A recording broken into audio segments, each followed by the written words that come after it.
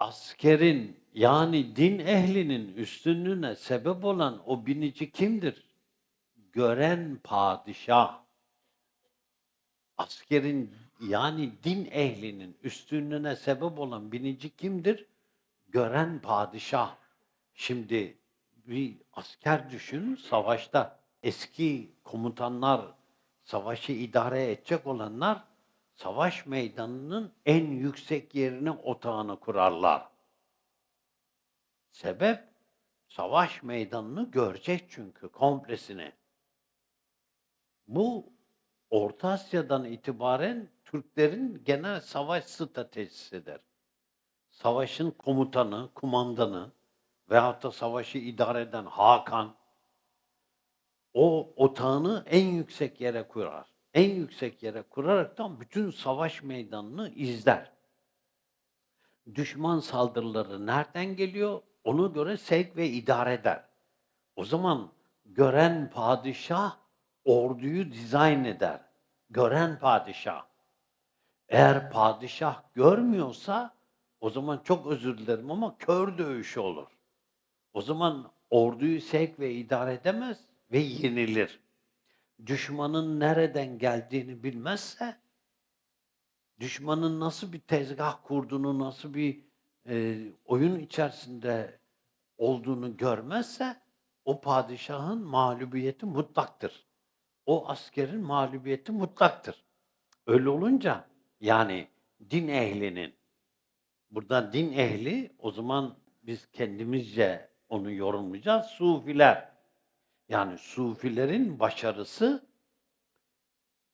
dışsal disiplinden ziyade onların üstatlarının öğrettiği kalbi disiplinle mümkündür.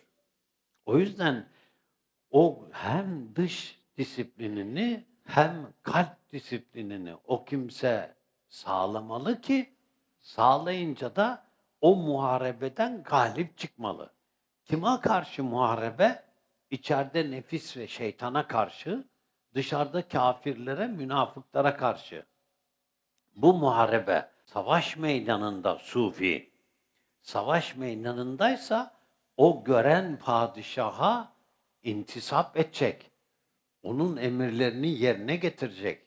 Sen bilmezsin, ben bilirim demeyecek.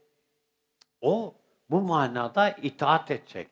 Sana 5.000 tevhid çek dedilerse sen 5.000 tevhidi çekeceksin. Sana ne zaman dedilerse sen o zaman çekeceksin.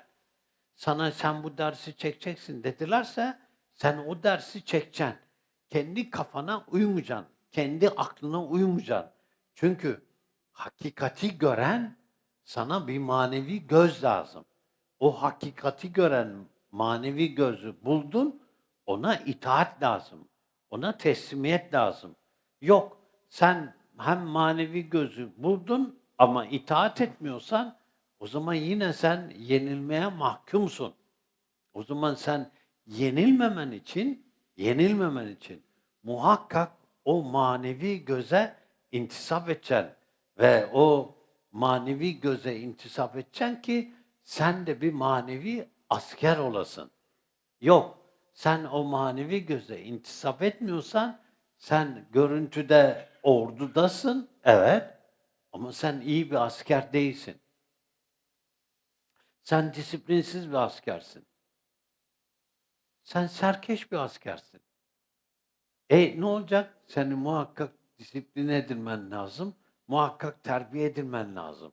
O yüzden sufilik yolunda gören padişah herkesin kendi üstadıdır ve o üstada ne yapacak? Tabi olup ilahi aşkın tecelliyatlarına mazhar olacak.